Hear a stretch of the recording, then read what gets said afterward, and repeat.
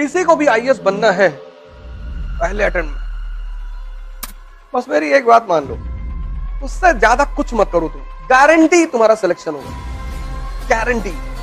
और सिलेक्शन अगर नहीं होगा ना, तुमको 2 साल का खर्चा देंगे 30,000 रुपए महीने के हिसाब से। इस एग्जामिनेशन में इतना पढ़ना थोड़ी है, इस एग्जामिनेशन में तुम बहुत पढ़ नहीं पाओगे, इतना जान लेना। तुम इतनी छोटी सी बात नहीं समझ पाते, क्योंकि तुम्हारा मन कहता है कि इतनी बड़ी अचीवमेंट इतने छोटे रास्ते से हो जाएगी। सर ऐसे ही होती है।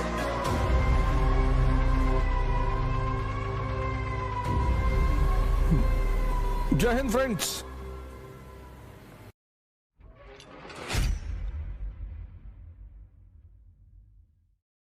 नहीं, मैं तो कहता हूं मुझसे पूछते रहा करो, क्योंकि हर आदमी ओमनीसिएंट नहीं है। मैं भी तुम लोगों से बहुत कुछ सीखता हूं। इस दुनिया में कोई ओमनीसिएंट नहीं है।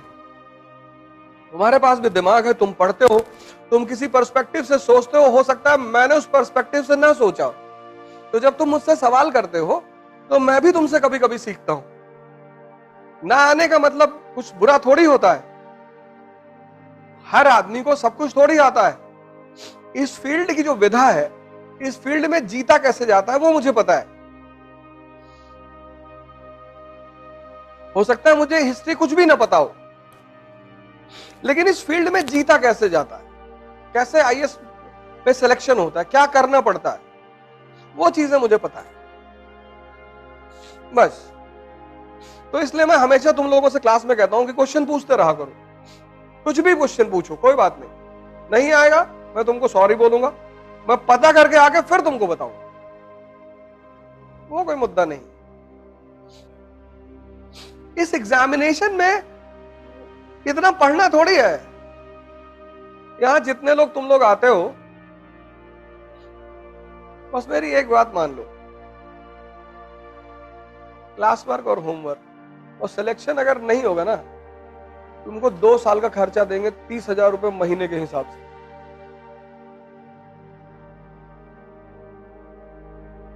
तुम क्यों टेंशन ले रहे हो यार? आज इकरा में मान लो 100 लोग आ रहे हैं, ठीक है, बहुत आ रहे हैं। ये 100 वो लोग हैं जिन्होंने जीवन में खतरा ले रखा है कि पैसा डूब जाएगा तो, लेकिन चलो। जब तुम कोई बिजनेस शुरू करते हो तो तुम्हारा बिजनेस पहले दिन में नहीं खड़ा होता।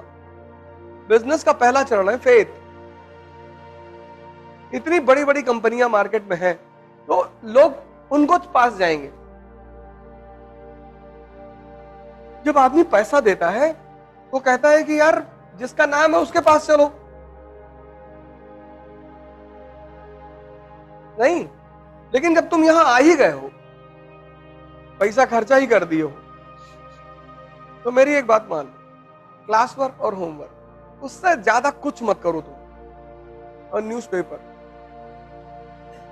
गारंटी तुम्हारा सिलेक्शन होगा, गारंटी।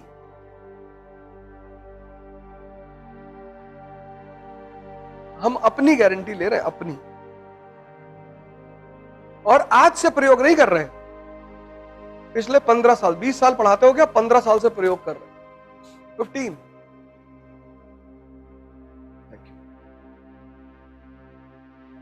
चाय है?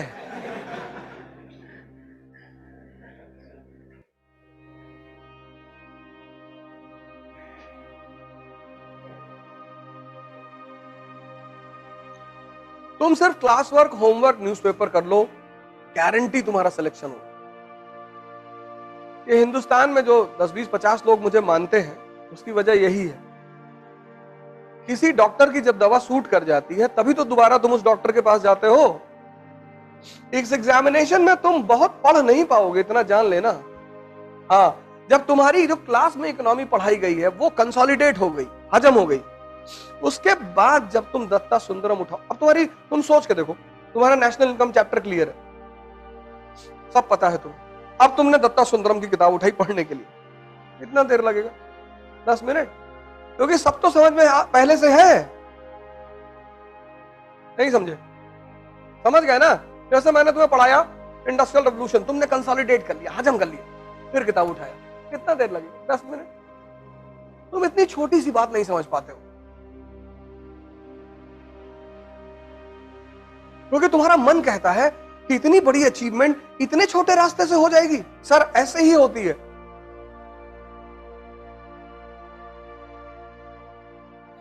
जितनी बड़ी बड़ी अचीवमेंट है उनके छोटे छोटे फॉर्मूले हैं, जितनी छोटी छोटी अचीवमेंट है उनके बड़े बड़े फॉर्मूले हैं।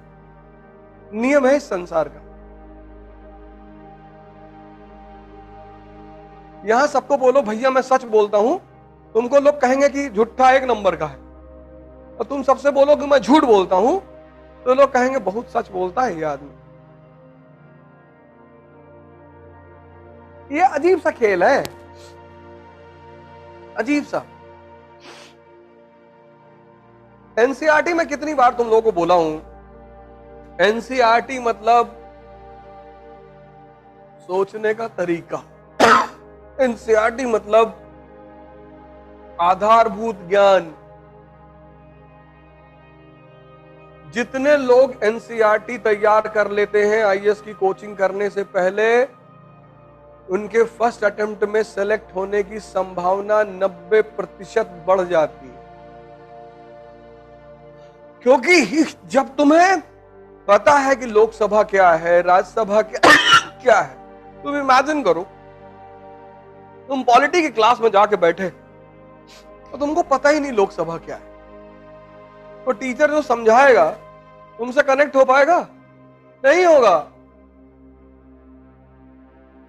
लेकिन अगर तुम्हें पता है तो तुम कंसंट्रेट करोगे।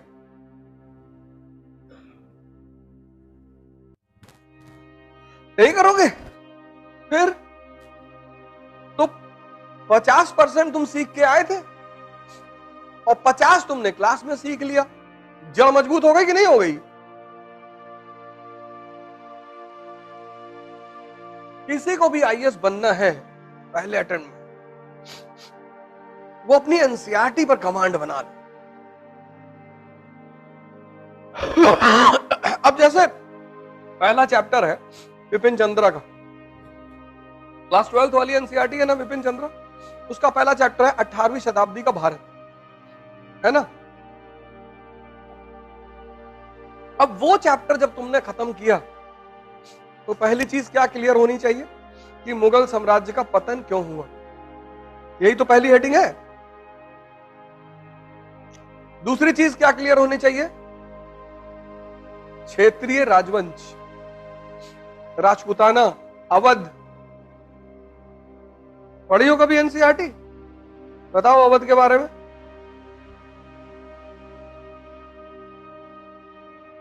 तुमने पढ़ा ही नहीं। बस तुमने पढ़ा इस उद्देश्य से, तुमने इस उद्देश्य से तुमने नहीं पढ़ा। तुमने पढ़ा, मैं ये नहीं कह रहा तुमने नहीं पढ़ा, तुमने पढ़ा, पर तुमने उद्देश्य विहीन होकर पढ़ाई की। तुम्हारा पढ़ना बेकार चला गया, तुम्हारी मेहनत बेकार चली गई।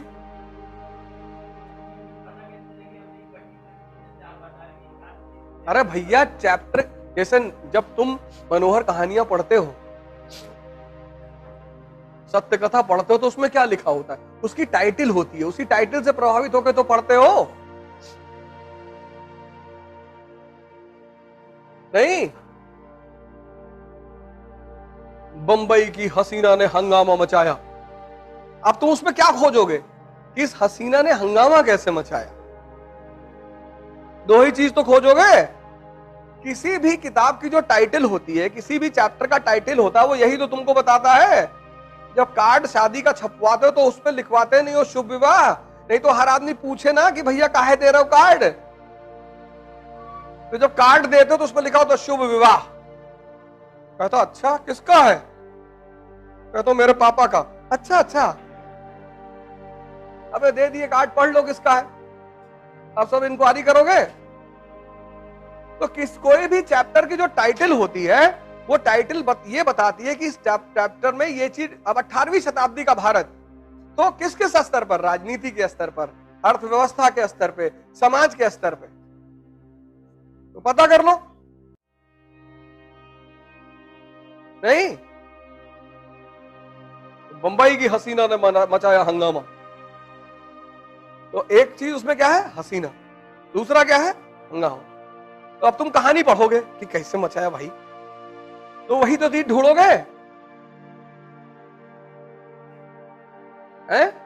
हंगामे वाले पॉइंट ही तो ढूंढोगे।